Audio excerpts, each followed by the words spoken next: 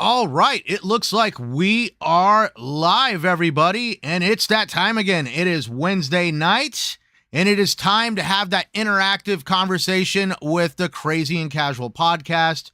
And as always, we're still trying to figure out which one of us is the craziest one. It's up for a debate. Possibly could be me.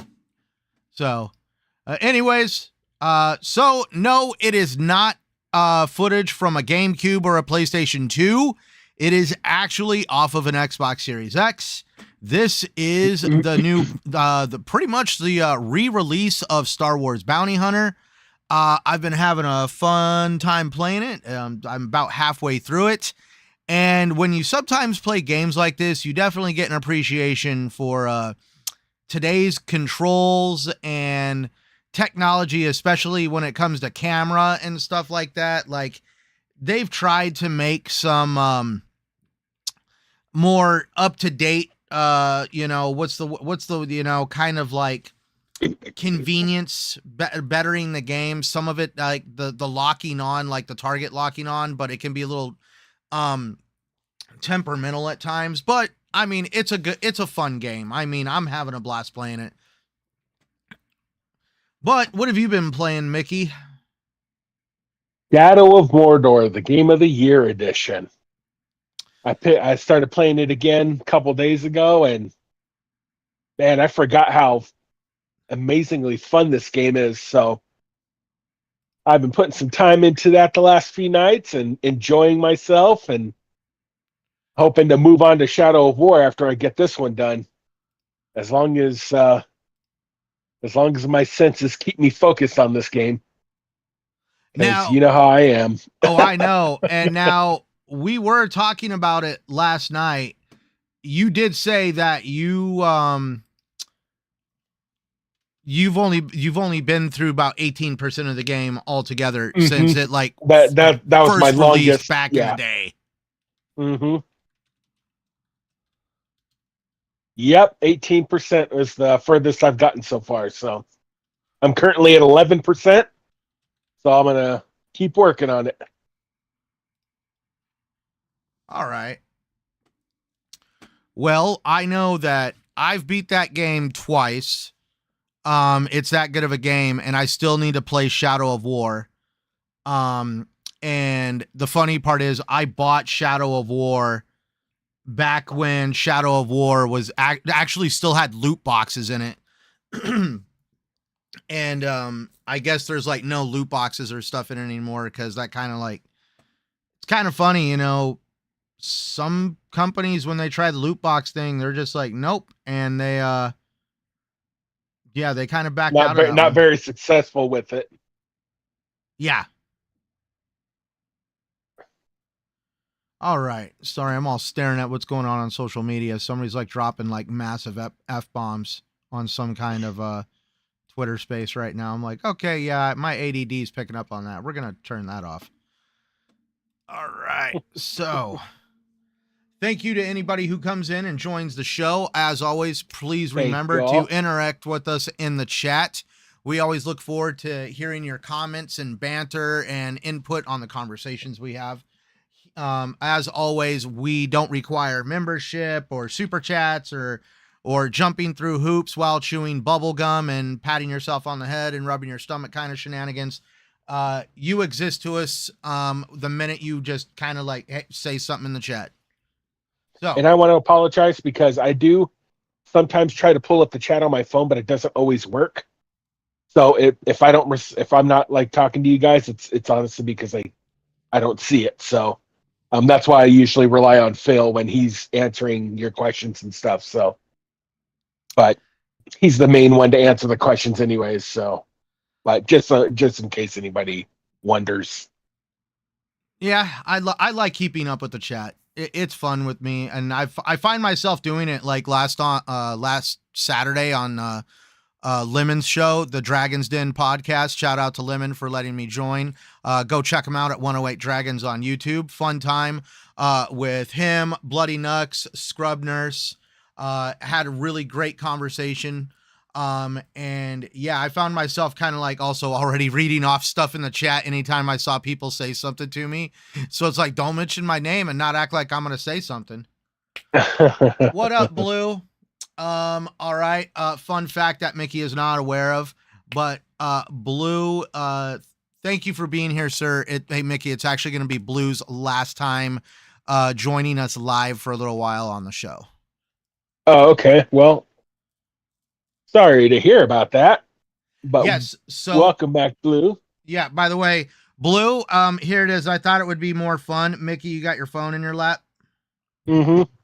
So I am going to send you a photo of something that Mickey sent me Blue sent me the other day, and I told him I'd show you, but I thought it would be more fun to show you on camera. So Blue, here's his reaction. We're sending it to him right now. He's got a screenshot.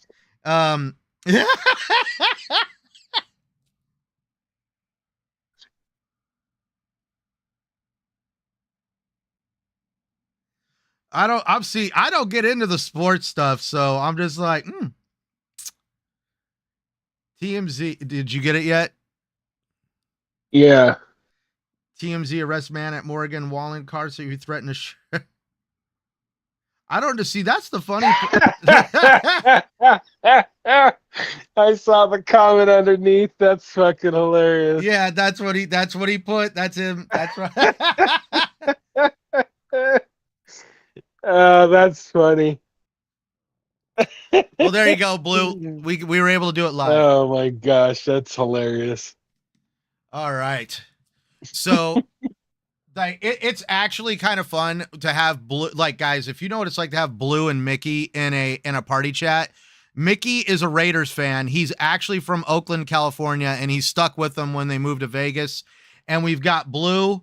If you know anything about Blue and you hang out with him on Xbox, you'll know he's a Dallas Cowboys fan. And so it's fun to get these two in a room together because I don't get into sports. Sometimes I feel like Homer Simpson with drool going down my, like, just like spacing when out. We're like, But all right. All right. So, Mickey, a lot of stuff has happened this week. I kind of sent you a little bit of a synapse of it. You know, we're having a good old time playing games, but like, it's kind of funny. Like, you know, for those that don't really keep up with, some of the stuff that kind of goes on, kind of like you, God, yeah, ignorance. Yeah, I was going to say, just like me, just like Mickey here, ignorance is bliss. So we are going to bring Mickey up to date on some of the shenanigans this week. I do send Mickey I do send Mickey our subjects. I even sometimes give him a synapse of how this is going to go. But sometimes I give it to him like not very like with much time to dissect anything. Just like because, same day like today. Yeah. 6 o'clock. Yeah, you know what? I was sitting there like, man, dude, work drags so much shit. All right. It's all good. So this is we're going to kind of start off a little bit of a tearjerker, like something close to my heart. We all grew up, you know, with the magazines. Come on. Anybody that was before the age of the gaming media, the internet-based gaming media. Right, correct. Let's like throw it in the chat real quick, everybody. Like, throw your favorite one in there. When growing up as a kid, I still remember Electronic Gamely Monthly, Nintendo Power EGM. Magazine. Yep. EGM. There was some other ones in there. Like, it's like, dude, it's like a lot of people had their own magazine. Like, I remember Star Trek had a magazine. Dude, even Legos had their own damn publication, where they would have freaking, little comic strips of Lego characters. And they would, of course, you know, the marketing tactic of showing off the new sets. And, you know, parents probably hated it when their kid were like, Mommy, Daddy, I want that one. So, this is where it makes me, so I'm 38 years old. So that means when I was 5 years old, this publication got their start. And now at 38 years old, this publication got shut down.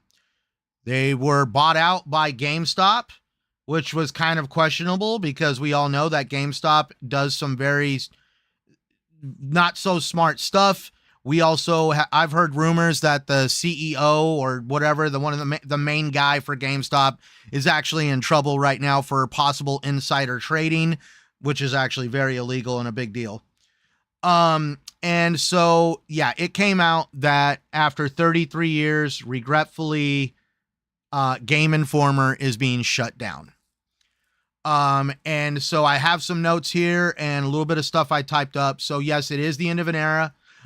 Game Informer, the longest running game magazine in the United States, has been shut down by GameStop after 33 years of publication. All staff members were laid off during a meeting with GameStop VP of HR, with some staff informed while being on work trips.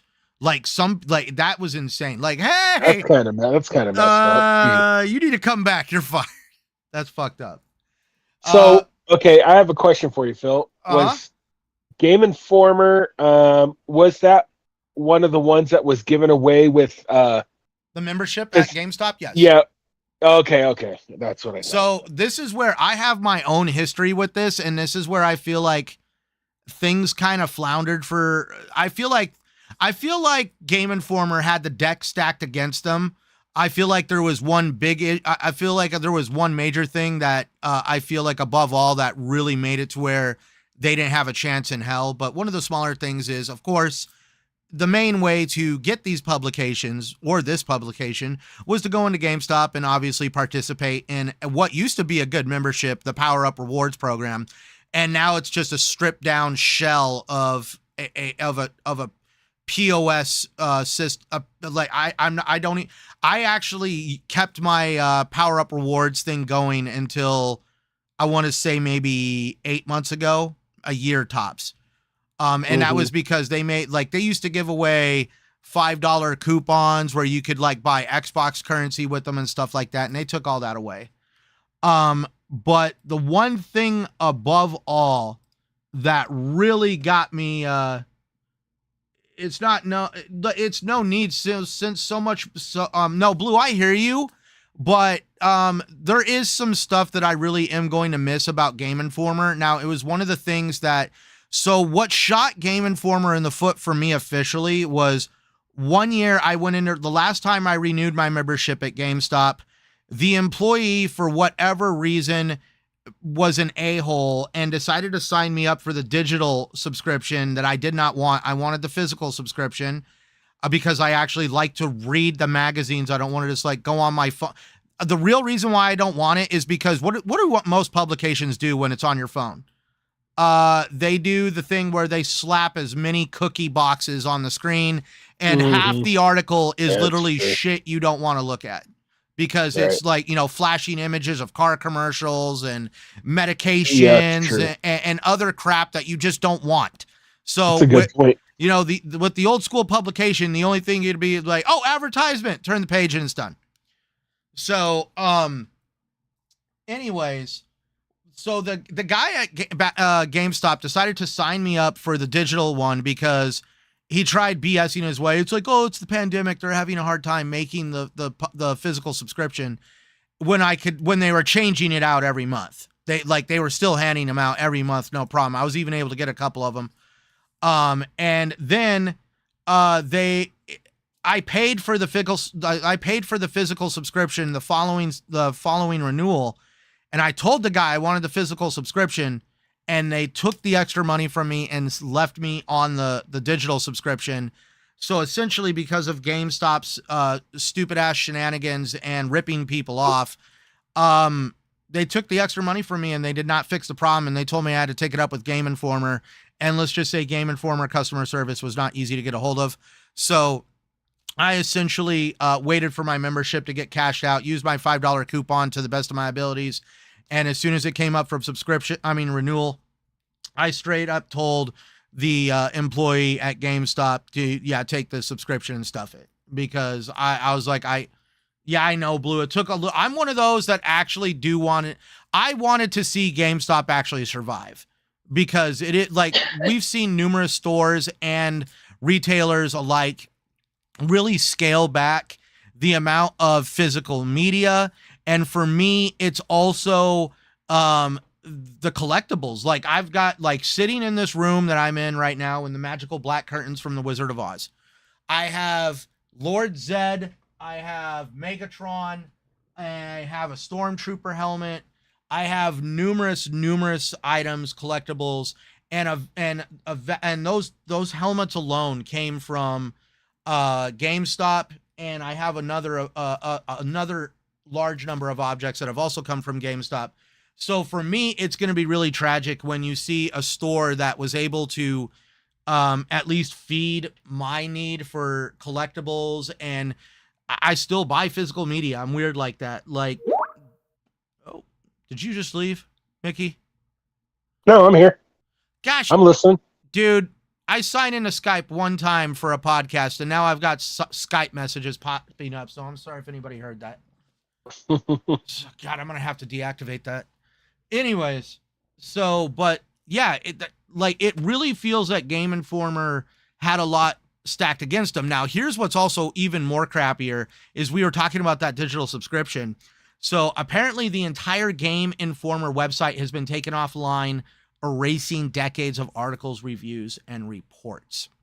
So everything digitally that you could have read back in the day is all gone. 100% nuked, deleted. You didn't exist.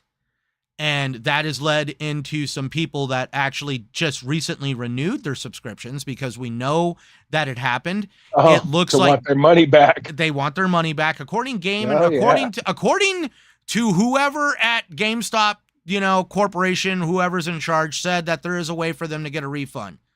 I guarantee you right now, it's going to turn into, let's just throw the dig out there. It's going to turn into some Logan Paul bullshit where they don't get their refunds.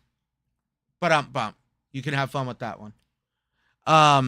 Anyways, so apparently the final issue, number 367, featuring a Double Dragon, the Veilguard cover story, will be the last physical magazine published. Former staff members have expressed their frustration and sadness on social media, criticizing the abrupt closure and the final farewell message. We've even seen that. Some of the staff members were even in the middle of making the next publication, and they actually were very excited about what was going to come out, and it's obviously not going to happen. Game Informer was a leading monthly gaming magazine known for its deep dives, exclusive interviews, and comprehensive coverage of the gaming industry. And I feel like that's where Game Informer really did shine. Game Informer was able to really deliver relevant, good information about gaming. I'm not going to say that they were always 100% objective because we all know everybody's got to make a buck, and I don't 100% feel that somebody wouldn't give another console's game a better rating than another console that they were less fond of. But they were actually very, very, I would say they were very good at least when it came to delivering the news about games, that they were able to a lot of the times avoid the dips and valleys of the console war shenanigans. And that's where obviously, there's some other closing notes in here. Despite recent attempts to revive physical subscriptions, ongoing financial struggles and layoffs at GameStop contributed to the magazine's demise. GameStop acquired Game Informer in 2000 along with Funko Land, making the magazine a staple in GameStop stores. Ooh, I didn't know they owned Ooh. Okay, that means you could have some, you could actually lose some collectible manufacturers at that point if Funko Land gets clipped. The closure has led to significant backlash from the gaming community, with many lamenting the loss of a beloved publication. And of course, final note, GameStop CEO Ryan Cohen has been criticized for focusing on other matters, such as the 2024 election, amidst the company's ongoing financial issues and layoffs. And like I also said earlier, Ryan Cohen has also, I believe, been accused of insider trading, which is, as we've seen recently, there's been a lot of shenanigans with GameStop on the stock market. There was even a point in time where the stock market actually had to halt the trading and selling of GameStop stock because there was some manipulation going on. And the funny part is there's actually a Seth Rogen film that I actually forget the name of it, where they actually kind of made a spoof movie over people trying to get rich quickly off of GameStop stock by somehow artificially inflating. Like, they would buy, essentially what would happen is these guys got together on social media. They were buying all this stock for like $5 a share or less, or it was extremely cheap. And I mean, if you can buy, like, imagine buying $1,000 worth of shares at $5 a share, you'd have a lot of stock in GameStop, right, Mickey? So the tactic was to buy cheap. And what they would do is they went on social media, Twitter, and other like sites where they would talk stock exchange crap. And they created FOMO. They started creating this idea that GameStop was going to do this, that, and the other, and that you had to invest now while it was cheap. And so they somehow gave the internet FOMO about GameStop stock. And all this FOMO led to all of a sudden the stock having a surge. And there was people that overnight became millionaires because of how many shares that they had invested into on the cheap, and because of all of a sudden something that was worth $5 a share, all of a sudden, I think it was like shot up to like 50 some dollars a share or some crap like that. I couldn't tell you the exact details on it without hammering away on the internet and really getting into the nitty gritty of it, which would be like watching paint dry. But you know, you got to think about it. When you buy something at $5 and you're making like dude, like almost like, you know, multiple times that kind of amount in profit. Yeah, dude, that's why they had to halt the buying and selling of GameStop stock, because it was like the stock exchange was like, yo, something shady's going on. And yep, they actually had a whole thing about it. And Seth Rogen even made a film on it. But so with that being said, let's get into where I say the big thing that Game Informer had going against them. And this, by the way, what's up, Arnie? Greetings to you, sir. And what's up, Faded Blaze? Good seeing you. Thank you to both of you for joining. Welcome, everybody. Thank you for joining. So, and now feel me on this one, guys. Like I said, always like type it in the chat. So I really feel Game Informer's major uphill battle was the fact that they didn't get too heavily entrenched in the console war shenanigans, because it was more focused. The magazine was more focused towards games and promoting GameStop. It wasn't meant to promote PlayStation or Xbox or Nintendo in any like major spotlight. They really wanted to spotlight GameStop. And we all know that GameStop isn't exactly something that people, you know, kind of like drives the needle nowadays. And so what really drives the needle with gaming media, everybody? The console war shenanigans, drama, toxicity, controversy, clickbait. Hence the thumbnail on here with the little fishies and the finger on the phone.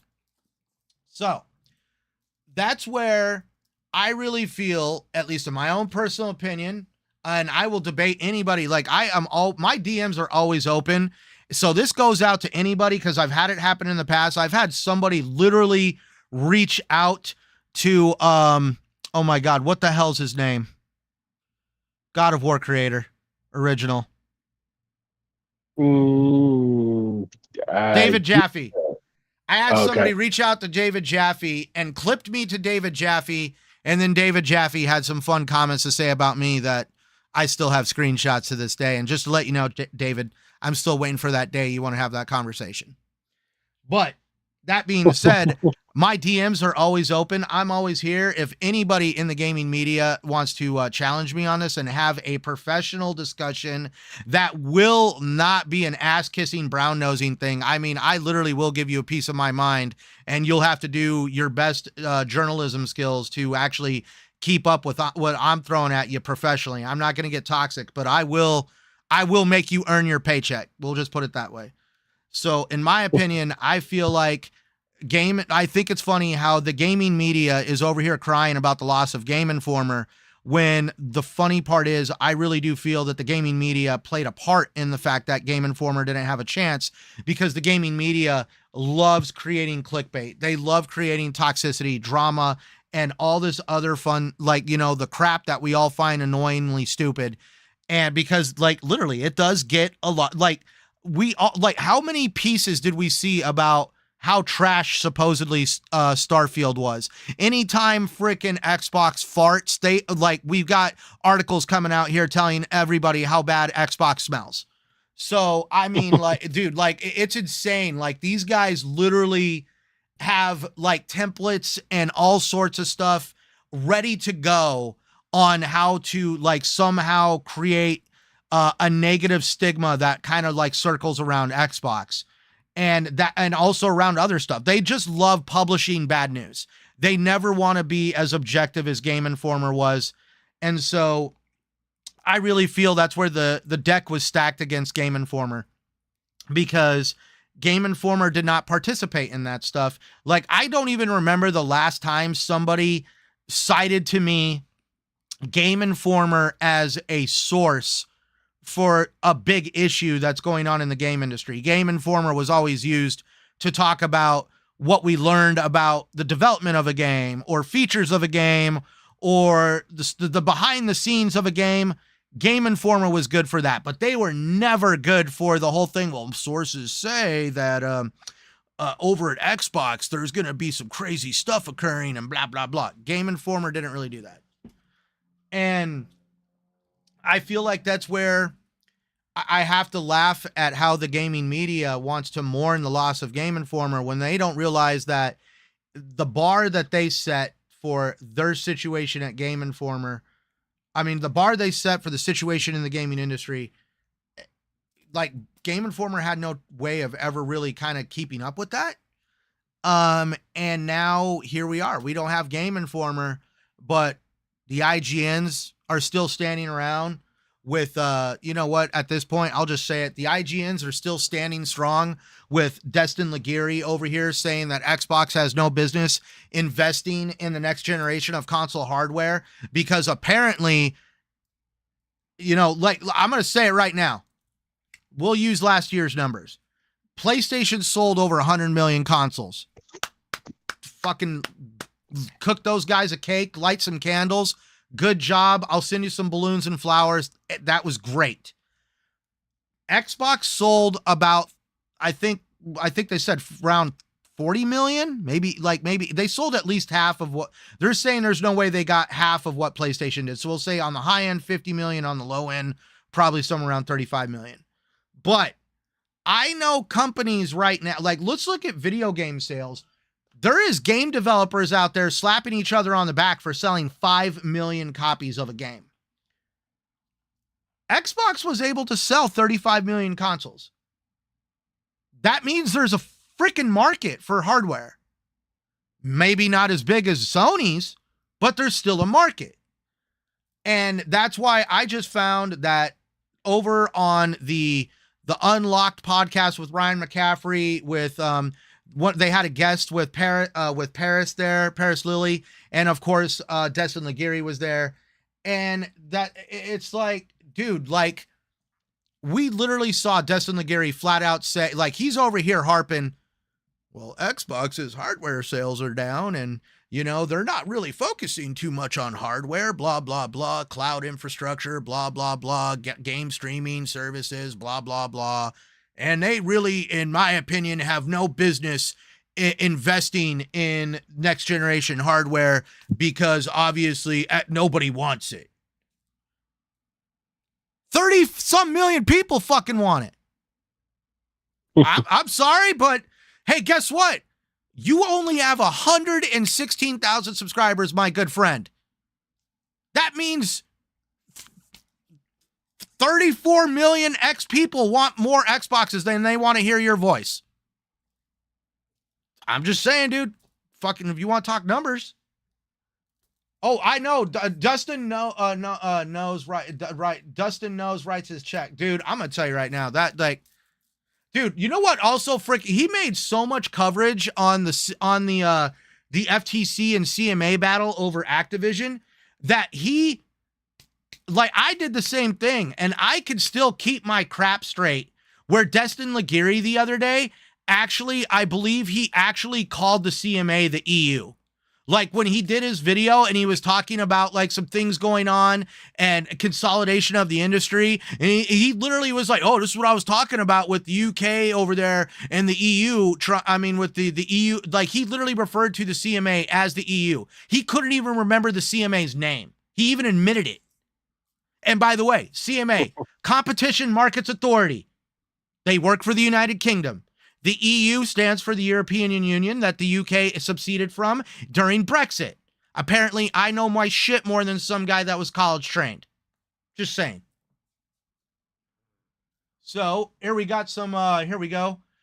Faded Blaze, I still have Game Informer magazines in my closet. Dude, I've got a stack of them here. I've got another stack in my storage locker. My wife never understood why I wanted to hold on to them until I walked up to her just the other day. I was like, Game Informer closed. And then it was like, well, luckily you got all those magazines. I'm like, I know. Whenever I get my man cave going, I'm going to have my Game Informer magazines up on the shelf and be like, oh, the better days of yesteryear. Anyway. Yeah, Faded Blaze, not just bad news, just misinformation. Faded Blaze also say, to be honest, gaming media did kill Game Informer, specific X Twitter. Exactly. Like, dude, like, it's like it's kind of like what happens with most YouTube channels, Faded Blaze. The really good ones, they want to come out here and be objective, deliver information about the games, deliver information that people can use to make better informed decisions about the games they love and where they want to invest their hard-earned money into which platforms. But the channels that do the best are the ones that really do off-the-wall shenanigans when it comes to like really pushing the envelope for console warring. That's where I've had to learn to make a balance. Like, I first started this channel with the concept of like, no, I'm going to just deliver all this info about games. And like, I literally, like, people would come in and check it out. But I found out the numbers people really loved is when I really kept up with ABK. And I found out anytime like PlayStation decided to like make a fool of themselves in court, or Xbox was able to get one up on any of the government regulators, people were tuning in. And that was because that was just driven by the console war. And that's where I've learned how to balance. I'm trying to learn how to balance, you know, giving people, I guess, around the concept of like, you know, getting them excited about the platform they choose to play on, but also not trying to be like borderline toxic about it. Like, I'm never going to tell you that I remember I had an Xbox guy who will remain unnamed. I actually like him, but he tried to tell me PlayStation has nothing for me. There is nothing on PlayStation that I need. And I was like, bullshit. Uncharted, God of War, Last of Us, Days Gone. There is plenty of stuff on PlayStation that's worth playing. There really is. That's why I tell people, play whatever you want, wherever you want, and don't let other people tell you not to. And that's where I debated the guy, because he's a huge Xbox fan, but I was like, you will never convince me that there is nothing on PlayStation that I shouldn't play. I want to play all games. I've even played certain games on PC because, you know, it's only available on PC. I've learned to want to experience all of gaming and not limit my enjoyment of video games based on, you know, choosing one platform or the other. Sometimes it doesn't work out in my benefit because you end up owning way too much and you're like, how the fuck am I going to do all this? Hey, what's up, Porky Soda? Thank you for joining us. He says, according to Destin's failed logic, Nintendo should have stopped home console development years ago after the lackluster N64 and GameCube. Exactly, dude. Or the Wii U. Hey, the Wii U. If you guys want, there's a Wii U sitting probably 8 feet from me. I'll go pick that freaking brick up, man. Battery. Yeah, I like the N64. No, the N64 was a shit. You see, I can sit there and I'll debate anybody. I'll debate Destin any day on, like, that's why I can't say that the N64 sales sucked. Ocarina of Time, Star Wars, Shadows of the Empire. Hell, I remember Blast Corps. My God, we could sit here and go all night. Like, there's so many cards. The original Conker's Bad Fur Day, Perfect Dark. Dude, I had a lot of fun with the Nintendo 64. We'll at least just say that. And then Faded Blaze, it's easy to get access to developers through Twitter.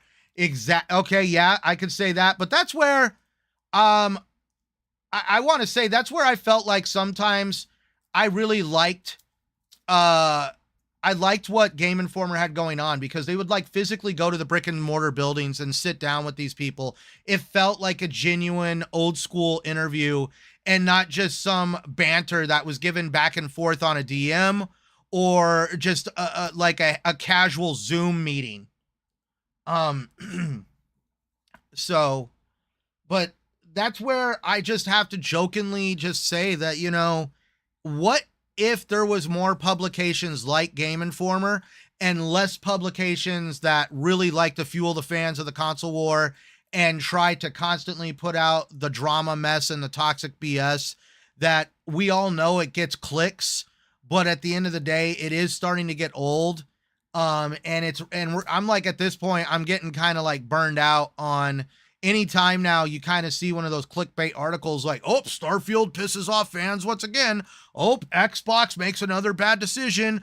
Oh, PlayStation has just like, you know, a child was born and the lady names her kid PlayStation. You know, like, really?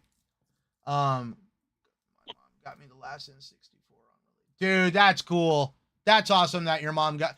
Faded Blaze, God bless her soul. My mom got me the last N64 on release.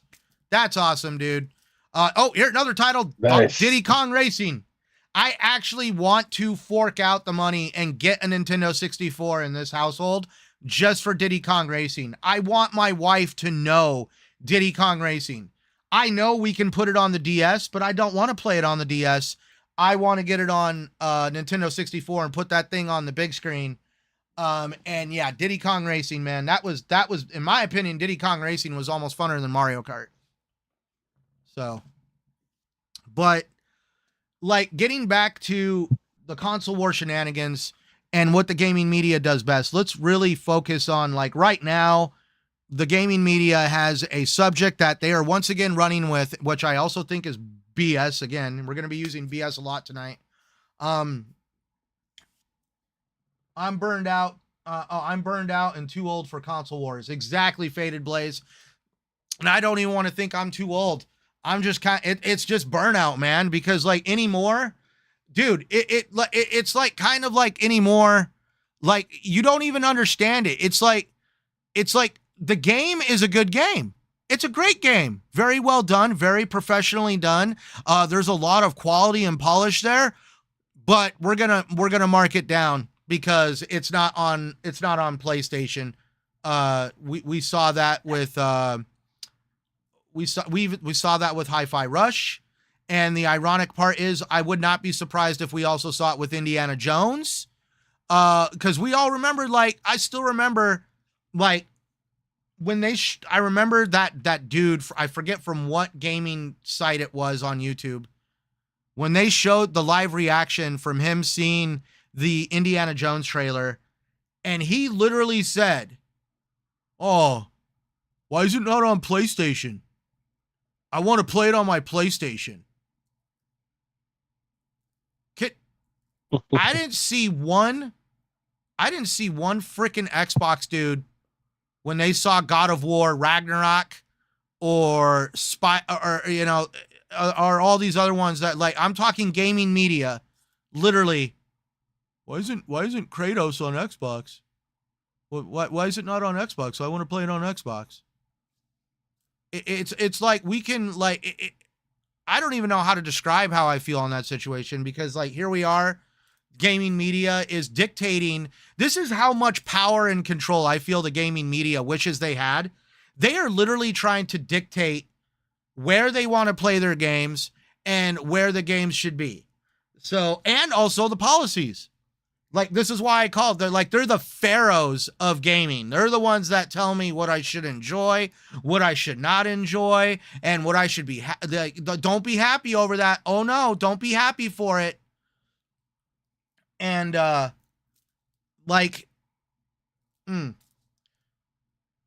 that's just how much the gaming media, really tries to dictate over the direction of the industry, is they feel that they could somehow, push Microsoft to put their games on PlayStation because exclusivity on Xbox bad, but PlayStation exclusivity and money hatting good. Yeah, exactly. No, Porky Soda, exactly. Starfield got an unnecessary amount of hate because of exclusivity. And Faded Blaze in 64 I had Ready to Rumble, Cruisin'. I've got Cruisin' 20. I can't read it because the heart icon's in there. I really hate that damn heart icon. And Road Rash. Cruisin' 2049. There we go. Road Rash, Smash, Pokemon Stadium, Ready to Rumble Boxing. Okay. Dude, there was a lot of good stuff on Nintendo 64. I mean, Mickey, what did you play on the 64? WCW NWO Revenge and Duke Nukem 64. Those were my two favorites. Oh my gosh. Duke Nukem. Here's a question. Do you think Duke Nukem would even be allowed to be made in today's world? Yeah. Dude, Duke Nukem 64 was like the Call of Duty before Call of Duty because it was like a explosion. You know, they had a PvP thing where you could go around killing each other. So much fun. Oh my God, I would do a spoof, dude. I would do a spoof, so it'd be fun. I want to screw with everybody. Sweet Baby Inc. presents Duke Nukem 2024. Oh my God, Pete, the internet would be on fire. Oh my God. Oh, okay, it's official. I'm crazy. Faded Blaze, Revenge, I Had No Mercy. Oh, I remember that. WCW No Mercy, right? Or is that WWE? Yep. Yeah, I believe that one was there too. And GoldenEye was on 64 too, right? GoldenEye, yes. GoldenEye for sure. That was another one too. I remember playing Mission Impossible. That was a very interesting janky game. But you know what the funny part is? I remember back in those days, I played games just to play games. I never once was like, oh, the thumbstick controls on this game are a little jaggy. Same here. There's some input lag over here, and there's a couple polygons that aren't working right over there. Oh, I could clip myself through the wall. This is horrible. Fuck no. And really, that's the way it should be. You just play games just to freaking play the game. Dude, back in the day when we could clip ourselves through a wall, we were like, ooh, a hack. And we're like shooting the gun through the wall. That's true. Back in the day, wall clipping was considered hacking. Now it's like, no, this is bad. Yeah, we need to fix it. This was like, back in the day, wall clipping was a cheat code. Oh, man. Yeah, and Craig T. Conker's Bad Fur Day on N64. Dude, I don't know how many times I played Conker's Bad Fur Day on the N64, and I still remember I went into Walmart to buy this game, and the woman looked at me, and it straight up said, not for sale to anybody under 17. And she looks at me, and of course, I am not 17. I'm more like 14, 15. She's like, I need to see your ID, honey. And you're like, I don't have an ID. I'm not even old enough to drive a car, ma'am. She's like, well, I can't sell you this game. I had to go find my friend's mom in the store that I saw earlier in the store. I was like, could you buy this game for me? Why do you need me to buy a video game? No reason. She later on found out about why we need, because my buddy told her about the game. That's funny. Porky Soda, WWE Day of Reckoning was the best on GameCube. See, dude, like, if we want to go GameCube, Eternal Darkness, that was a trip of a game. If you guys don't know about that game, go look it up. That game, like, your character could go insane. The more common craziness that occurred with Eternal Darkness was the cockroach that would climb across the TV screen. It was so realistic because the way the developers made it was like, it made it look like it was on the inside of the TV screen. So when it scurried by, you would see the underneath of the cockroach, the antennas moved, the legs moved. It looked like a legit cockroach, and it actually caused a few people to even break their television trying to like smash it off the screen thinking it was real. So that's funny. Yeah, that game, woo, Eternal Darkness. I also with GameCube, we had the Matrix video game. I really wish they would remaster that one and put that back out because I mean, dude, like for those that are the Matrix fans, the Matrix game actually filled a gap between the first Matrix movie and the Matrix Revolutions movie. Like it actually showed the story of how they discovered that the machines were burrowing towards Zion, the last city of the humans. I believe that's what it was called. Don't quote me. I'm bad with names. We all know that. Craig T, X-Men Legends was great on GameCube. Dude, also on GameCube, I got soaked up into Rogue Squadron. Actually, no. So the original Rogue Squadron was on N64. Then they had Rogue Squadron 2, which appeared on the GameCube. Dude, there was so many good times playing GameCube. Like even me and my wife, have memories of like being on GameCubes and playing Super Monkey Ball. Dude, the GameCube was like, even though it was not as popular as PlayStation, it definitely was. It was definitely a fun console. So, getting back to the gaming media, obviously that like keeping up at what they do best. So we just recently found out that a game that I was looking forward to, Mickey was looking forward to, a lot of people were looking forward to it. Avowed was delayed. Everybody. It sucks. Yes, it was delayed to February of 2024. And it looks like February 18th. February of 2025. Yeah, that's right. It was delayed to back in time. So yeah, it was delayed till February 18th, 2025, which is actually cool because that's 2 days after my birthday. So, we know what we're doing for my birthday. Now that being said, according to Xbox, there will be more revealed involving this, but also they do happen to have a live stream coming out for a look at Avowed, but also on this live stream, they're going to be talking about games across Activision, Blizzard, Bethesda, and Xbox Game Studios, all taking place at Gamescom on August 23rd. And so even on the tweet, we have stuff on here from World of Warcraft, Age of Mythology, History, Aura, History Untold, Diablo 4, Call of Duty, Black Ops 6, Flight Simulator 2024, Indiana Jones, The Great Circle, Starfield, Shattered Space DLC, Towerborn, Avowed, South of Midnight, Doom, The Dark Ages, and Fable. And they also have a little thing in the corner that says, and more. So there is some stuff that could be revealed. It only says announced first-party Xbox games. I don't know if exactly they're going to go over everything that's in this tweet. Like, I know that this tweet is marketing, but it would be great to get more information, especially on like stuff like Fable. I'm really looking forward to Fable. It'd be great to know what's going to happen I want the date for when Indiana Jones is going to be revealed. That was something we discussed over on Lemon's show on the Dragon's Den podcast of what I could see happening at Gamescom. And at least for me, the only predictions I had were we're going to get more information on Activision Blizzard titles, probably for Game Pass. And we're going to hopefully get the release date for Indiana Jones, The Great Circle. And that's where, in this whole Avowed thing, with Avowed being delayed, this is where, of course, the gaming media wants to go down the road of, the age-old stories. Xbox has no games. Xbox doesn't have any good games. Xbox doesn't have quality games.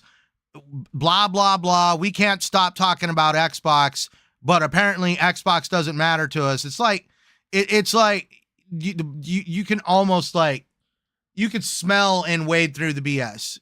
You guys love talking about Xbox, but for whatever reason, you try to act like, Xbox doesn't matter, but you can't stop talking about them. It kind of puts off like a false narrative, if you want my opinion. But anyway, so Avowed's being delayed.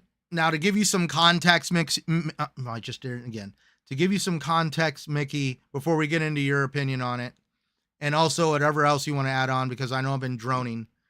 So let's look at this objectively. Avowed. So before Avowed was delayed, before the end of this year, we're sitting in August. No, we don't have any games that are supposed to come out until at least October with Call of Duty. That I can name off top of my head. So we've got Call of Duty, we had Avowed, we had Indiana Jones: The Great Circle, and we also had Stalker 2. Now, I've heard some people make statements about what games to delay. I saw one person say they should have delayed Indiana Jones, and I said, you don't understand marketing whatsoever. You can go sit down. Indiana Jones it may be a new IP for Xbox and Bethesda, but Indiana Jones has been around since about the 70s. This is an established name. This is a licensed IP. There is a lot of recognition for this, and there is a lot of people that are looking forward to getting their hands on Indiana Jones, because we have not had an Indiana Jones game in quite a long time, and we've all been getting that like that crack feed for games like Indiana Jones from Tomb Raider and Uncharted. We're all ready to go back to the OG of adventure archaeology, and that's Indiana Jones. And that's where, so I really do feel Indiana Jones is going to, for starters, so we're like, at least if you want, in my mind, we're going to have all these people already in Game Pass in the Xbox ecosystem for Call of Duty.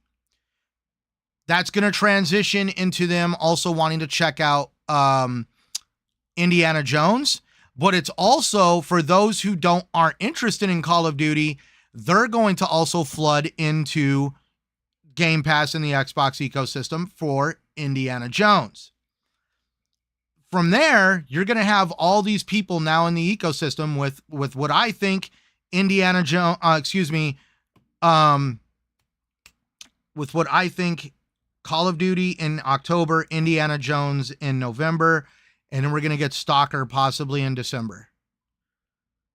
With Stalker, now this is where I feel like it's almost like tossing a bone to the developer of Stalker 2. For those who are not informed and do not know, the developer who did Stalker 2, their development studio,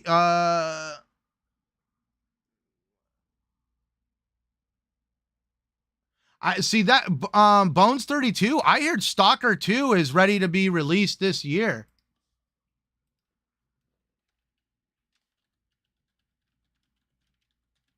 Now you got me. Oh, missed that one. Okay, I lied. Stalker 2, November 20th, 2024. So we might have Indiana Jones December. That'd be interesting. But at any rate, so that's where let's at least just put it out there that the reason why they are not delaying Stalker 2, and this is what I wanted to kind of get at, we're talking about a developer who people also forgot about the third-party Game Pass contracts with gaming schedule. Yeah.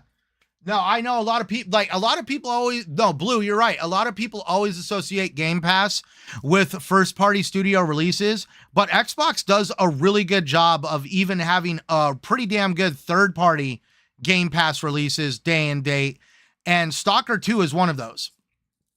And that's where let's look at like letting Stalker 2 not like let's look at it like this, everybody. The $1 trillion monster known as Microsoft, apparently the bad guy in the room, did what, in my opinion, these are my words, made the charitable decision to not delay the developer whose studio was blown up in the Ukraine shenanigans with Russia, with the war with Russia. Like, for those who don't know, the developers at Stalker had to put down their keyboards, go home, get dressed in fatigues, pick up their assault rifles, and essentially go defend their homes from an invading force out of Russia. And from what I have read, it appears that the studio was actually shelled. It was blown up. The studio was moved, I believe, to somewhere in Finland, Switzerland, it was moved to another country. So some of the developers followed the studio to its new location to obviously finish the game and do their passion. But some of the other developers from the studio chose to stay and fight the war. And you could actually go on some of their social medias on Twitter, and like, these guys are so into video games that they've decorated their assault rifles with like very bright colors and stickers and stuff it's stuff that inspires their artistic creativity for video games. So I definitely give these developers kudos for trudging on and getting the job done with I mean, like, a monumental hurdle in front of them, in the fact that a war broke out, their studio was essentially destroyed, they had to move it, and then they had to separate the teams with, hey, who wants to finish the game and who wants to stay and fight. Both are definitely, it definitely shows determination from the developer. And that's where I really feel Xbox made a very damn good, decent decision to allow this developer to have their moment, to have their shining glory, and let all that blood, sweat, tears, trials, and tribulations to be able to come to fruition, and for there to be at least a decent spotlight on Stalker 2, and for it to not be overshadowed by a packed holiday season. But that also being said, we're talking about Avowed. Avowed is technically a new IP. It's a new creation from Obsidian. I know we're all excited for it. We all want to see Obsidian do another fantasy RPG.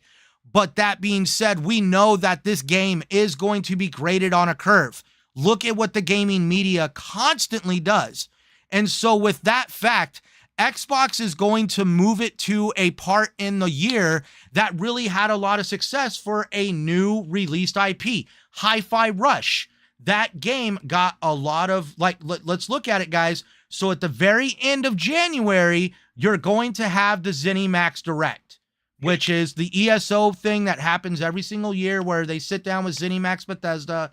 And last year we saw Hi-Fi, not last year, but we saw Hi-Fi Rush advertised during that showcase. We also saw Avowed showed at that showcase this year.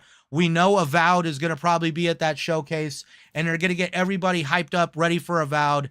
And that's where I just feel that this is actually a very strategic move that I don't have a problem with, and I actually really do feel it's going to really work to Xbox's benefit, and also to the benefit of the Stalker developer, because they're going to have all those people engaged on Game Pass for Call of Duty, and the ones that are in the holding pattern for Indiana Jones.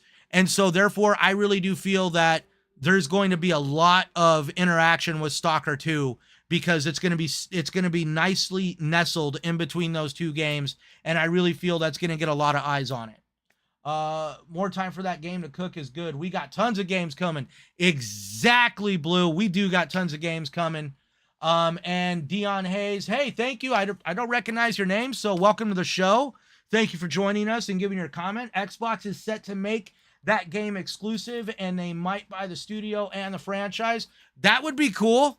That would be cool. I mean, like, I still have to play the original Stalker games. I bought the damn trilogy. It's sitting on my backlog, but it's definitely an interesting game, and I really do feel that the developer does really deserve a little bit of positivity, especially with everything that's gone on.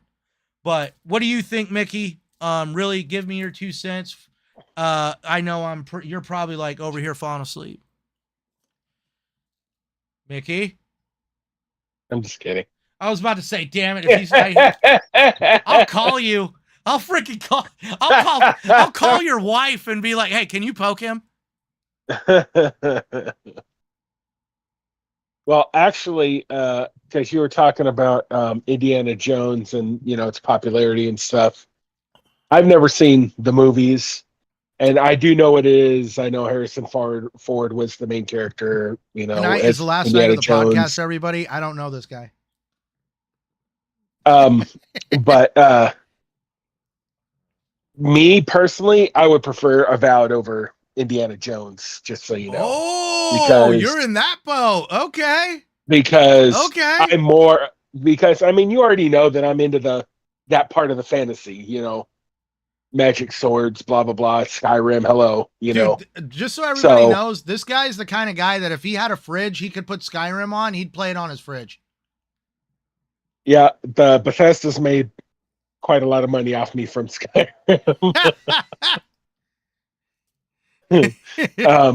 But I mean, it's whatever they have to do is cool. I'm not.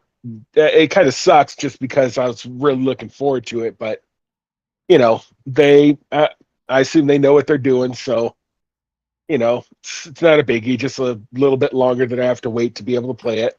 And I've got other games coming up to kind of fill in the blanks until then. So, but I was really excited and hoping for Avowed. So it's a little disappointing, but it is what it is. So, but I if it was me, because I know that you said a lot of people would want to play Indiana Jones because it's older and stuff, but I'm not one of them. I would prefer Avowed over Indiana Jones myself. So, okay, but it is what it is. So I'm not mad or anything. It's just a little disappointed because I got to wait a little longer. That's all. I could get it from that stand. I'm just saying that it's like, I'm just saying like you're like the holiday season is a big time for all video games because, between the Black Friday sales and all the other stuff. And like, that is the time of year when they sell a lot of units because, a lot of parents want to, be like, have the game console under the tree kind of stuff. And that's where, at least if we really go off of, let's really like, if we were to stand in a crowded room, both with a sign, with one person holding a sign that said Indiana Jones and the Great Circle and one that said Avowed, and nobody had any context to anything about those except for those signs, how many people you think would know what is Avowed and how many people would recognize the term Indiana Jones? Well, yeah, but that's not really fair because Indiana Jones is a movie, is like a movie series that's been around for a long time. Avowed is a brand new video game. Exactly. So that's comparing apples to oranges. But I'm just saying when you have a lot of your sales that are dependent on that part of the year, you're essentially, because you got to remember there's like Mickey, there's a lot more uninformed people than there are informed people when it comes to video games. And so they know that during the holiday season, especially with the older generation, those that actually do have a lot more buying power than the younger generations, they're going to see Indiana Jones and they're going to possibly get that nostalgia. And I really do feel that they're really, that's why they're trying to do this deal with, with Amazon, with game streaming and stuff like that, because I really do feel they're trying to get eyes on the Xbox ecosystem and kind of like let it go from there. Because that, I said it on Lemon's show, I really do feel right now we're not seeing a big push for Xbox hardware because Xbox knows that they've peaked at what they're doing now, and they have to basically undo years and years of PlayStation. I don't want to say it's brainwashing, but PlayStation's uber aggressive marketing that have established themselves as a dominant market leader. And they're at least Xbox is wanting to try to get people to want to notice the Xbox ecosystem. So that way, as they increase the interest in the ecosystem, they can start possibly increasing hardware interest as well. Because let's face it, I mean, for people that understand video games, they know streaming a game is inferior compared to playing it on local hardware, whether that's on a PC or a home console. But that's where I just feel like Xbox feels safer in banking on the recognition of Indiana Jones and what it could do for their sales for the holiday season versus the new IP Avowed. And that's where I feel like even you have a huge disadvantage. I mean, I hate using the term disadvantage, but like people like you and I that keep up on the games that we want to play and the games that are coming out, it really is tragic that most people can't think past Madden, FIFA, Call of Duty, Fortnite. They don't really know too much about video games outside of, what happens. Those are probably the ones that they're just focused on, I mean, Call of Duty, obviously, Fortnite, obviously, certain games that that's their lock on, they don't really go outside that, that the atmosphere of those games where we're open to kind of anything. So, well, but you and we also sit down and watch the Xbox shows. Like there's a guy at my work right now. He has Game Pass and he only plays what comes in Game Pass. But that dude won't take 5 minutes out of his day to pull up an article to find out what's coming in Game Pass. He just asks me because he's too busy playing slots on his cell phone.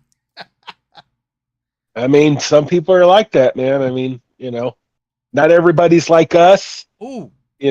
There's just different groups of people that do things differently. So, hey, Porky Soda, I'm going to ask him right now. So, Mickey, Porky Soda has a question for you. Mickey, Skyrim or Oblivion? So, I'm going to go Skyrim because, and it's nothing against Oblivion. I've actually played Oblivion, but I haven't played it as much as Skyrim, which I need to, because, I just want to for the sake of, kind of getting into the worlds of all of them of the Elder Scrolls. But Skyrim is definitely my choice, without a doubt, unfortunately. Oblivion is cool from what I've played, but I've played the snot out of Skyrim, so Skyrim's my game. Skyrim is my game. I would have to be with Mickey on Skyrim. I've played both Oblivion and Skyrim, and I'm sorry, I love the Dovahkiin storyline. It's cool. Absolutely. Love it. Like, don't get me wrong, I got pretty far in Oblivion. You need a new... He just put you you need a new co-host. Well, I know he never watched Indiana Jones. I just told him that. But I liked Oblivion, especially with, I believe it was like Sky City or whatever, like the where you got to be one of the Blades and you got to go to their temple in the clouds, or it was like, I forget, it was like called Sky Cloud City or something like that. And like, don't get me wrong, the storyline of Oblivion was great. I enjoyed it. But that being said, that's the one where you started out in the jail. Yes. And okay. And, with the Emperor. He comes down. Yeah. Okay. And that's where I fell in love with Skyrim though. Like I remember, dude, I remember I have put a lot of Skyrim. Love Skyrim. Yeah, Skyrim. Everything about it. But but yeah, Mickey, I hear what you're saying. I mean, it does suck. I mean, it's like, half of one, half a dozen of another. I would be happy with either game released, Avowed over Indiana Jones or Indiana Jones over Avowed, because I'm going to play them both. I'm just glad now that I have a 2-month stretch of time to play whichever game comes out first. Well, I'll play Indiana Jones too, just to check it out, even though I haven't seen the movies and stuff. I'll still play it to see how it is and things like that. But Avowed's the one that, I was really looking forward to. I'll have to trick you and your wife over here and be like, yeah, we're going to have a movie night. Come on over. I got food. We're watching Indiana Jones. So, but yeah, like we all see, like, the gaming media is having that charade right now of, Xbox delays another game. We see a big, huge debate about it when I really don't think that there's much of a debate at all. The end of the year is incredibly stacked. I really do feel that Xbox made a good decision with actually having some decent pacing between the games. And that being said, I really do feel that this was also doing a service to the developer of Stalker 2 and allowing them to have a moment to shine from all their trials and tribulations in getting that game to the masses. But getting on to the next conversation, away from the Avowed delayed thing, this is also another thing that I just really wanted to touch on because the gaming media, they have been kind of touching on it here and there, but not as much as, other stuff, which will be in the next subject. But Mickey, did you hear that Bungie laid off yet another 200 and some employees? Not until you sent it to me. I had not seen anything about it. So, like, to kind of inform what's going on. So when Sony purchased Bungie for a good sum of money, all the employees were told that there was not going to be layoffs. And then I believe I believe it was earlier this year or late last year, they laid off about 100 and some people. And now they just laid off another 200 and some people. And what's really, really hurting this situation is, for starters, we all know that Bungie does have a huge fan base when it comes to Destiny. Destiny, yeah. And we're talking like the fan base for Destiny, the ones that that actually do enjoy. I like Destiny lost its. Well, we enjoyed it. The problem is they took a lot of the shit away. So the ones that stuck with it, the like for me and you, Bungie Destiny 2 lost its luster. But for those that stuck with it, their fan base, they like the storytellers. They like the designers that really crafted some very unique experiences and very unique looking aliens and the armors and stuff like that. They even had, like, the Destiny community could even name their composers of, like, the music in the game. And I don't Bones I don't buy. Bones says I don't buy games anymore. I just play games on Game Pass. That's fair. Ain't nothing wrong with that. There ain't nothing wrong with that. I wish I could maybe live by that mantra, but nope. I just bought a game called King Arthur such and such. I don't. Oh my God! Now we're gonna like. There's a lot of money that's going to be coming out of our wallets here soon. So let's see. What did I buy? Told you I suck. King Arthur, Knight's Tale. That's a very interesting game. I would say probably check that out. And there's also a game I was wanting to tell Mickey about. And that I need to check it out. Nope, I got it wrong. Let's see, Xbox game release August 8th. Whoops. I just opened my fucking Microsoft calendar. That's hilarious. Stupid keys.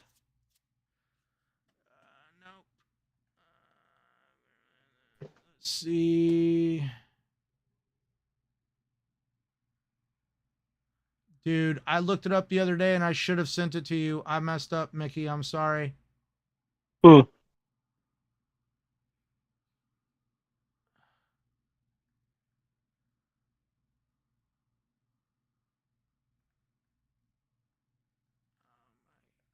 I'm not going to be able to find it. That sucks.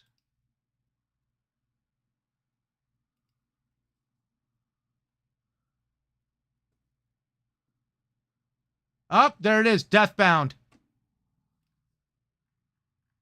Deathbound. Yeah. I'll have to watch a game, like a trailer on it or something. Dude, it's a Souls like. Hey, remember what happened with it's not going to be in Game Pass, people, but Deathbound, interesting looking game, comes out as a matter of fact tomorrow.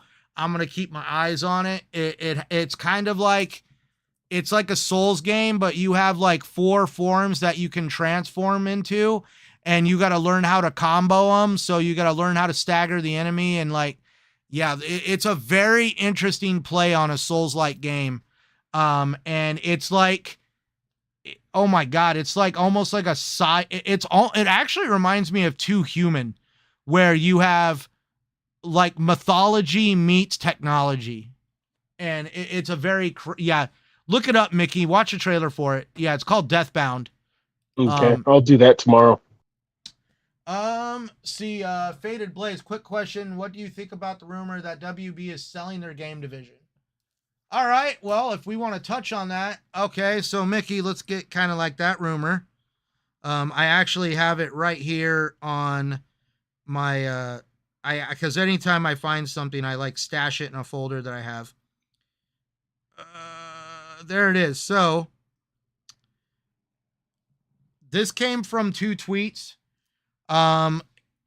So from somebody called Mustafa, like, I don't even know anybody, but this popped up on Mustafa, but we'll at least, because Post Up put, I need a link or source. If anybody knows anybody about Twitter, Post Up is one of those guys that really kind of keeps up with a lot of the details on certain stuff. Like, he was a great source during the ABK deal, and he did get them to put in a little bit of a link. So at least here it says, according to reliable sources, the owners of Warner Brothers are currently studying options to sell it. The most important bidders for its acquisition are Tencent and Microsoft. What should we say? The deal is close for Microsoft.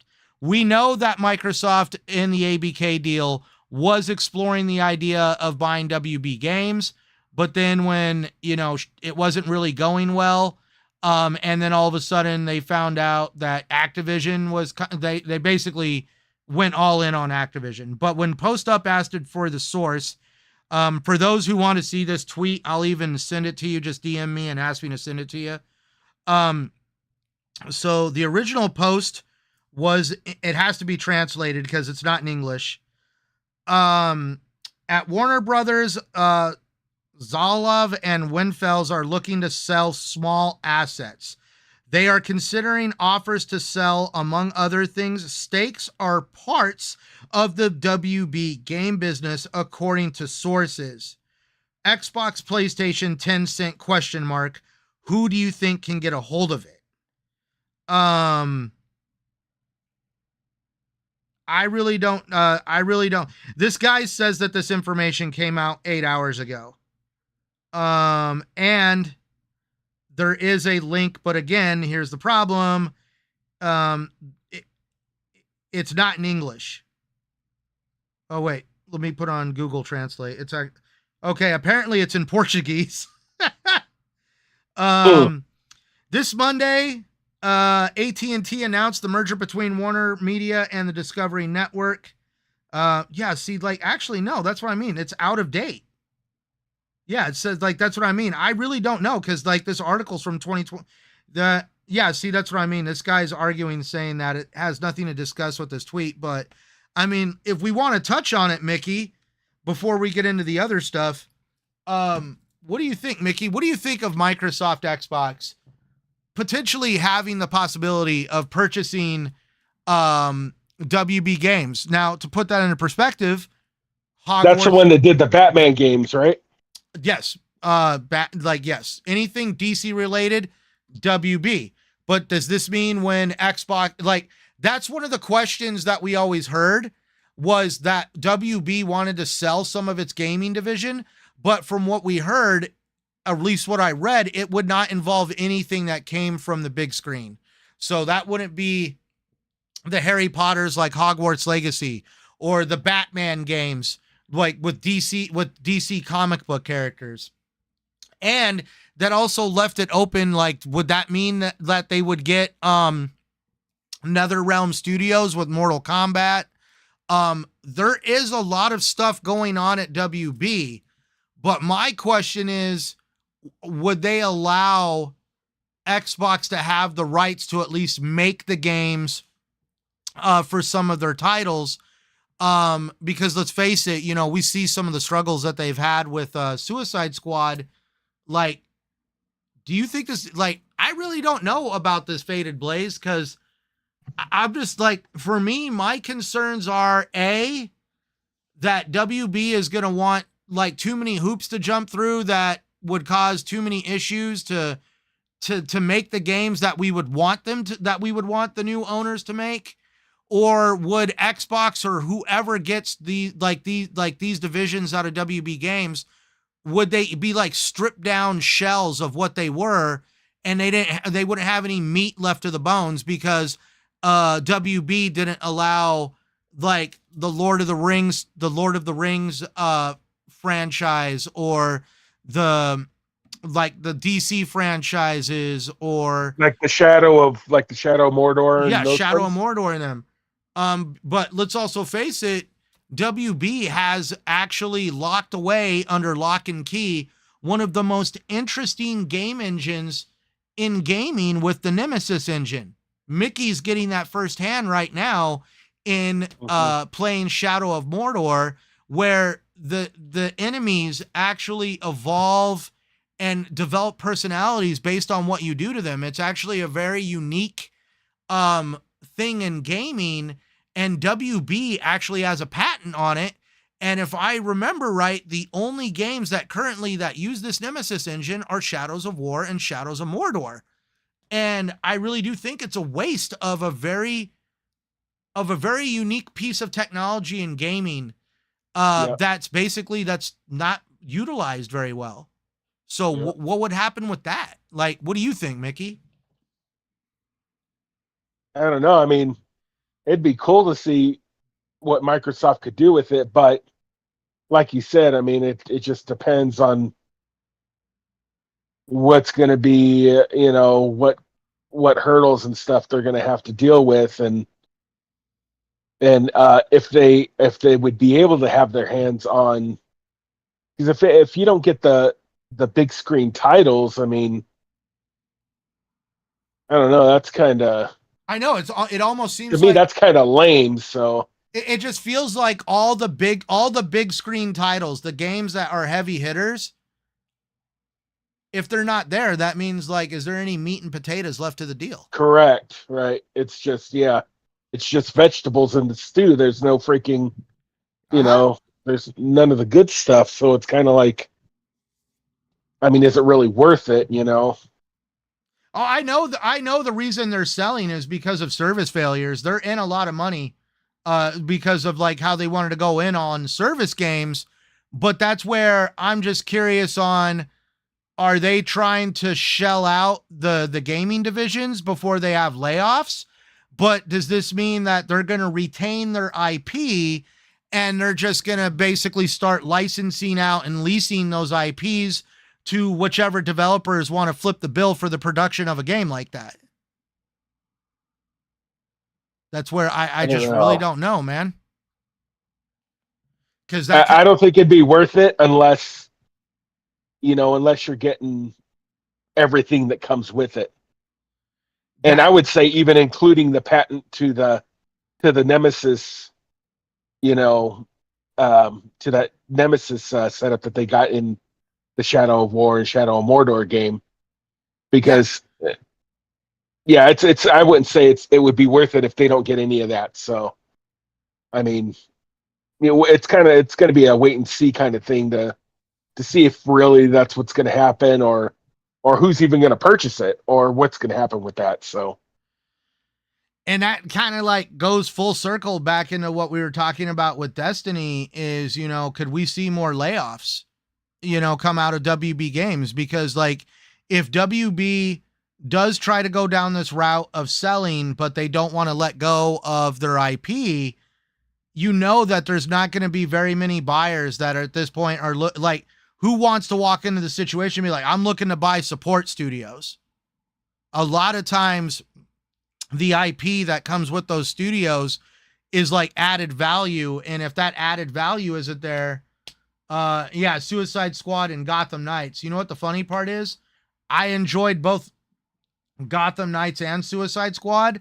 It was the it wasn't that the games were trash. It was just the fact that there was very little content and there was very little to keep you engaged once you got past a certain point in the game after the main Yeah, they story. needed to add more, yeah. Like the story of the Court of Owls, great story. The story of the Suicide Squad, and like that's what's crappy. That was really good. Yeah. And what's really crappy is, so in Gotham Knights, you can actually close out the story with the Court of Owls and the whole situation of the Gotham Knights and all the things that took place. With Suicide Squad, they've tied the ending of the game to the end game grind of the game. And like you got to, I think, like you got to essentially fight Brainiac. And the way it looks like they're trying to make it to where you got to fight Brainiac like 10 times over the course of a year. And it's like really turning into a very well not put together end game for Suicide Squad. And like literally that's what's really going to suck is I feel like Suicide Squad, rather than doing what they did where, oh, you got to keep coming back for a year to get to the ending of the game. I almost am more concerned now that we're never going to get a proper ending to Suicide Squad. It's just going to be a very lackluster thing because of all the issues. Well, you said they're only going to release a few more characters. And like, that's what so sucks. We're probably going to get a little bit more story, but not much. No, yeah, like, dude, there was no story to the Joker. The Joker, like, literally, it was like, hey, the Joker is trapped in another dimension. Fight your ass to level 30 in this dimension, and you'll unlock the Joker. And yeah, once you get to level 30, you go to Brainiac, and you fight Brainiac, and you release the Joker, and, hey, guys, I'm on your team now. That was the storyline for Joker. That was it. Literally, Joker walks out. I'm on your team now. And and now we haven't tuned back in for the Nora Freeze stuff with Mr. Freeze's wife. Did they already drop that one yet? They did. We need to go back and check it out. At least we can say we did it. But like also the next season, because I kept up with it. Yeah, there was talk like they lost a lot of money on Suicide Squad because they literally thought people like, that's the thing. Just because your game has a comic book character in it does not mean you are going to get money. Yeah, just because the journalists drug it too. I mean, no, that too. The journalist, the journalists drug it, and also it faced the backlash of like the whole political spectrum of like, oh, it's woke. I don't want to. In my opinion, it's just a different take. It wasn't. I really do feel that developers should be praised for taking risks and willing to do a different take. But I'm just saying, you don't take risks and do a different, like, you don't go and take comic book characters. And at this point, if you guys haven't figured it out, I'm not trying to give spoilers, but you don't turn Poison Ivy into a little kid. You don't want to make the storyline about Mr. Freeze's wife or the next season with Deadeye's freaking daughter. I'm not saying that they don't have a point and place, but Deadeye hasn't really been done in a video game. And now we're going to drag his daughter into it. Okay, that was out of left field. Never in my life have I ever been like, oh, I want to play as Mr. Freeze's wife. I'm just saying, like, maybe that should have been done as, like, something in a single-player game, not something as a service-style game that requires the fanfare that is needed to keep people coming back. And I'm going to tell you right now, no one is sitting there going, yes, Mr. Freeze's wife, that right there, I'm signing up. Now, if Mr. Freeze was there and he had some story, like we wished what we got with the Joker, there you go. And that's what really kind of sucks is, so in the final season, don't ruin the source material. Exactly, Faded Please. And this is what sucks is in the final season of Suicide Squad, we're actually going to get Deathstroke. It's like literally they teased you with Joker and you find out that there's no story. So now you're like, oh, dude, that means Deathstroke is going to potentially be released with no story as well. And that was like, oh, man, that's what I signed up. I was all in. I got signed up because I read all the roadmap. I'm like, oh, they're going to have Deathstroke. And they even teased it. Like they showed like, like little teases of like, you knew season 1 was the Joker. You thought season 2 was going to be Mr. Freeze because it showed ice on the teaser part. You thought the third season was going to be Batgirl because it was just a shadow of a chick. Now you're finding out that it's Deathstroke's daughter. And then you knew Deathstroke. You knew. You mean Deadshot? No, not, sorry. Deadshot's daughter. Who did I say Deadshot's daughter? I said Deathstroke's daughter. Yeah. My bad. You just did just now. That I've also been calling him Deadeye. But Deadshot, yeah. Deadshot, that's where we all thought season 3 was going to be Batgirl because all it did was show like a female figure looking over Gotham. We're like, oh, they're going to do Batgirl. Okay, no big deal. That's a given. We all know that. She was in Gotham Knights, and all of a sudden we find out it's Deadshot's daughter, and you're like, what? And then finally you saw the shadow of Deathstroke. And that's what really got us excited. Like, oh my God, Deathstroke. Yeah. Faded Blaze. I would take Mr. Freeze or even Captain Cold.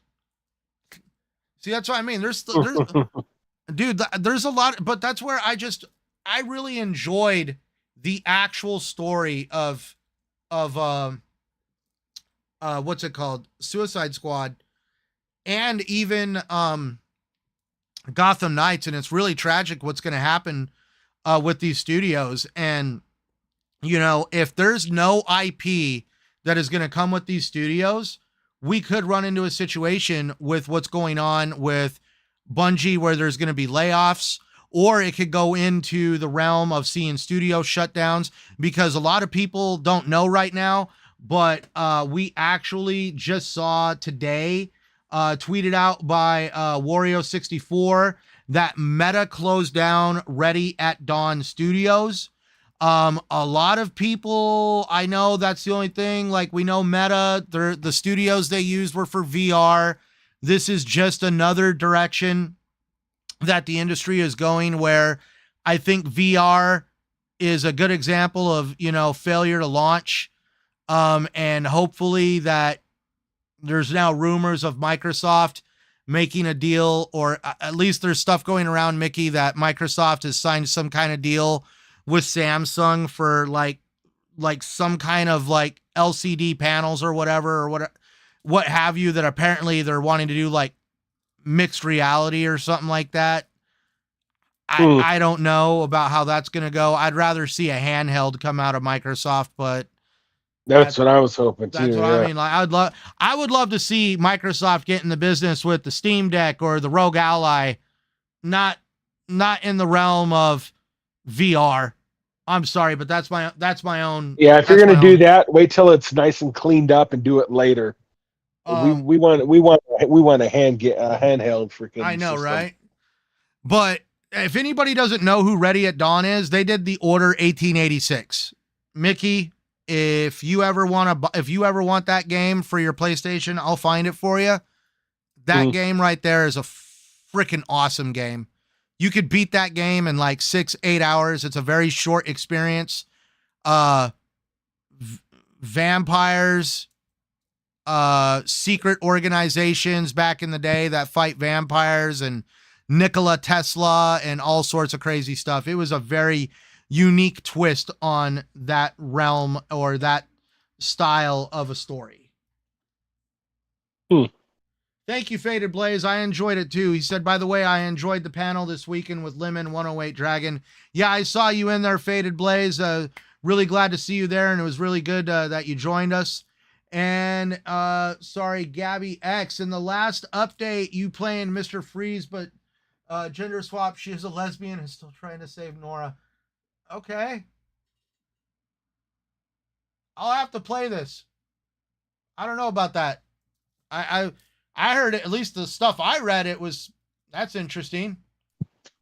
If that's the case, then that's where, like, yeah, maybe if Gabby X, if they did what you're saying, I am not against anybody and whatever, like goes on in the world today. But I'm just saying, when you defer that far away from the source material, as Faded Blaze put it, I really say then maybe at that point, you really are maybe going down a road that you shouldn't have, because that just, like, that's what I mean. You can't take a character that's existed for, I mean, like Batman's been around since what, the 50s, the 60s, Mickey? Long time. Yep.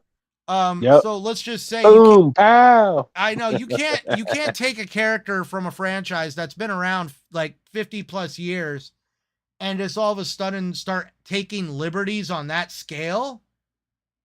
Yeah, I could kind of see why some people then, if they're doing that, I could kind of see why some people are probably a little angry with that. But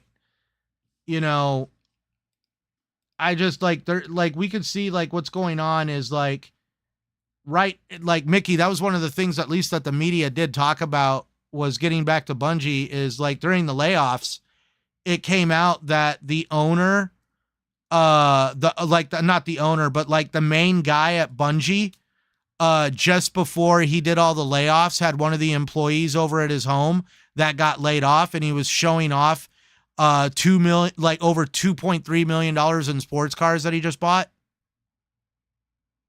What a tool. That's why I mean, and that's where like, I'm shocked. Oh, my screen locked up. I've got too many freaking Mickey. Things going on. Yeah, hold on. I just want to make sure we're still live.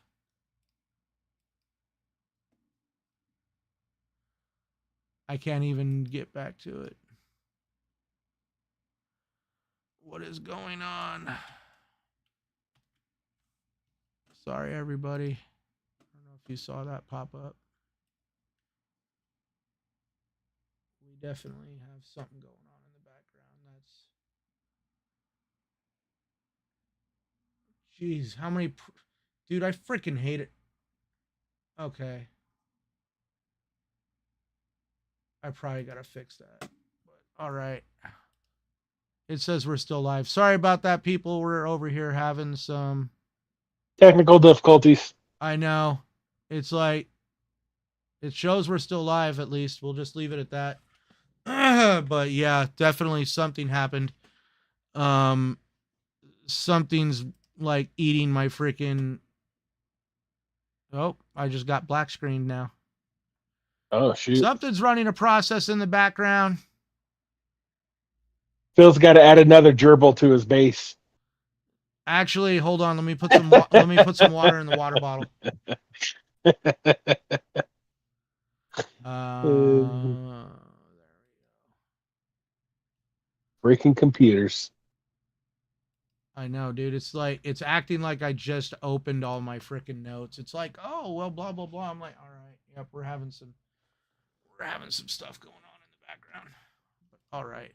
So, article comes out. Bungie owner Sony responds to Destiny 2 Studios' massive layoff in the most corporate owner way possible. We have to enhance the efficiency of the business. And that, of course, I mean, the corporate response to Bungie being laid off is Sony Interactive Entertainment's chairman attributed the layoffs to efficiency and portfolio portfolio optimization, and emphasizing the need to enhance business efficiency. Bungie CEO Pete Parsons announced that 220 staff members were being laid off, with an additional 155 roles being integrated into Sony Interactive Entertainment. So it's like, could you imagine working for Bungie right now? 220 of you don't have jobs, and over 150 of you are being transferred and being absorbed by Sony. Absorbed into Sony. Congratulations. You no longer work on Bungie. You get to go work on whatever they need you to touch on. So, hopefully. Studio restructuring. Development of a new sci-fi fantasy action game is shifting to a new studio within PlayStation Studios, indicating a significant organizational shakeup.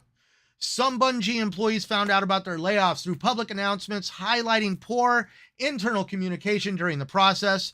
The layoffs represent 17% of Bungie's workforce, affecting hundreds of employees and raising concerns about job security and morale. The layoffs were discussed during Sony Group Corporation's Q1 financial year 2024 financial results briefing, where the focus was on cost reduction and resource reallocation. Despite the layoffs, Destiny 2, The Final Shape, has had a successful launch, receiving positive reviews from fans and critics.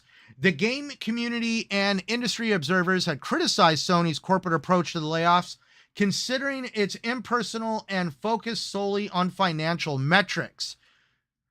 And the restructuring indicates a shift in Bungie's development strategy, with potential impacts on future game releases and studio operations.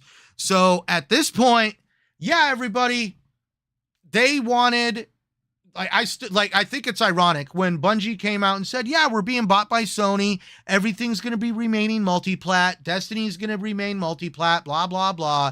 And now it looks like maybe some motives going on in the background of PlayStation, where they were like, hey, we said we'd keep Destiny multi-plat. You're not making another Destiny. What? Yeah. You're making new games now, and they're going to be exclusive to us. Transfer 150 people. Let's do this. Like, it's sad, man. Like, I guess at this point, I said it on Saturday, I'll say it again. Bungie, the studio that abandoned Halo, Microsoft tried to pick up that ball and tried to handle it as best as possible with building 343. But Bungie, on the other hand, literally sold themselves to Activision, got themselves out of Activision, talked all this high and mighty crap about wanting to stay independent, and then got right back in bed with Sony, and karma has officially bit Bungie in the ass. So,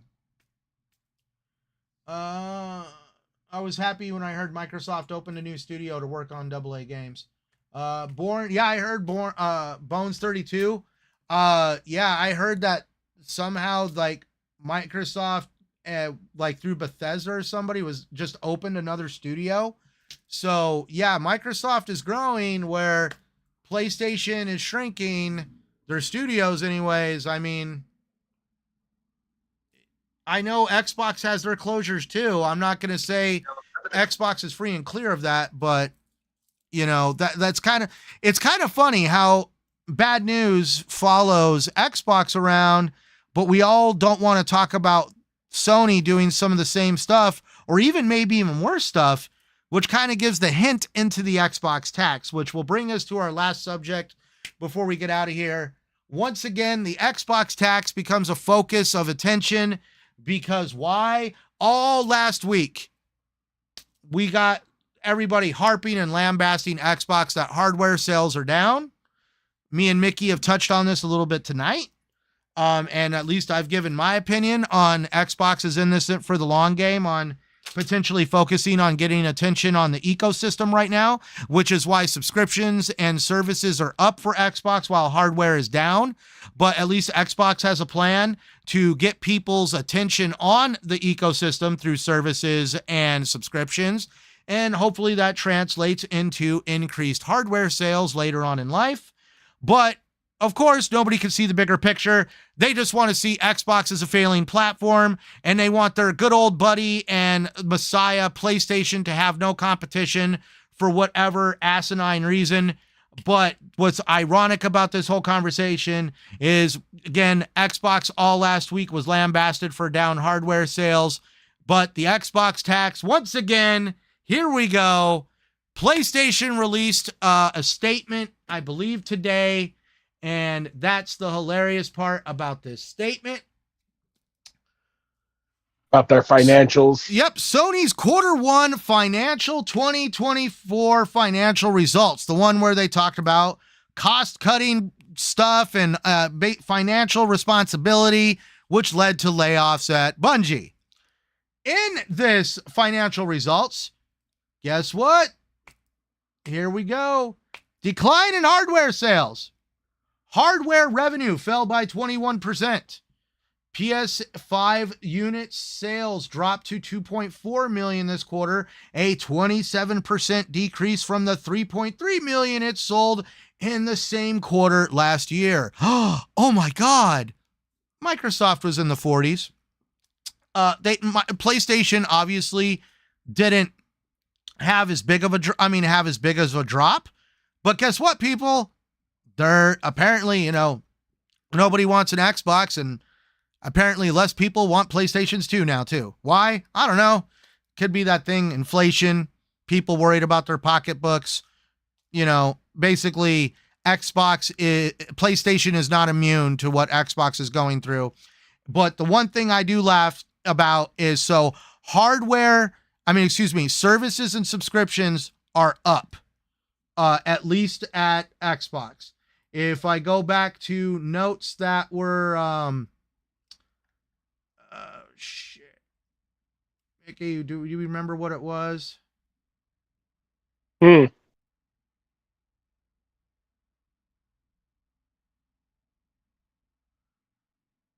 Oh shit, we went way too. Okay. Here we are. So this was what was released last week. Xbox content and services saw a substantial 61% increase. 61% from that. That's the funny part about it now. Now if we get down into what PlayStation said, are we ready for this? Monthly active users on PSN increased from 116 million to 108 million from 108 million last year. So they increased by 8. Basically, you could see that, I think it's 8 million. Yeah. But if we look at what they did from this, so from quarter 1 of 2023 to quarter 1 of 2024, PlayStation is sitting at 8 million more subscribers than they did a year ago. But do you know how 8 million? Yep. But did you know how many subscribers they had in quarter 4 of last year? The quarter before quarter 1? 118 million. So that means technically PlayStation is sitting at 10 million less subscribers than they were 3 months ago. So technically, if we look at the numbers from year to date, PlayStation's subscription services are up from last year at the same time. But if we look at what they did for quarter 4 just a few months ago, they're actually down by 10 million. So it's like a little bit of a tidbit. I'm like, so where's all the, hey, Destin Legary, where's all the graphs and the finger pointing and the smoke coming out of your ass about these numbers? Look at that. If we look at the hard numbers, technically from 3 months ago, subscriptions and services are down over at PlayStation compared to Xbox, who's doing just fine. And by the way, whoop-de-fucking-do, hardware sales are down for Xbox. What does hardware sales represent? You know what the funny part about that is? I could be an eccentric millionaire right now and go buy every damn PlayStation at Walmart and Target in my neighborhood and go put it in a closet, and PlayStation is not going to make one dime off of any of those consoles because they're sitting in a closet other than the initial purchase. But when we look at subscriptions and services, that's monthly revenue. That means you're making money every month. Hardware sales are a one-time purchase.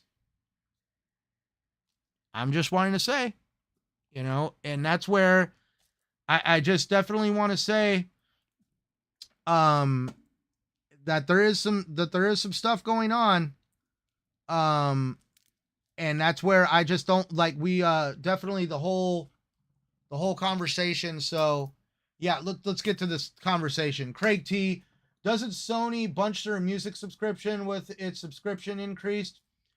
Yeah, you could do that. It's called fluffing the numbers. I mean, it's a tactic, especially when you have to do those quarterly financial results, because those are actually for investors. Yeah, you want to fluff those numbers because you don't want to make, I mean, your investors are already staring at you like, you spent how much money on Bungie? Oh, well, we got to fluff the subscription numbers. So, the Realist One says, what up, boys? What's up, the Realist One? Thank you for joining us, good sir. What's up? Thank you for joining us. Actually, you know what? Some of these, I forget some of these names are actually not gender specific, so I apologize if I'm wrong. But that's why I say we're all friends here. Hopefully I got it right, but if not, I apologize. I hate it when it's just like, I'm not a sir. My bad.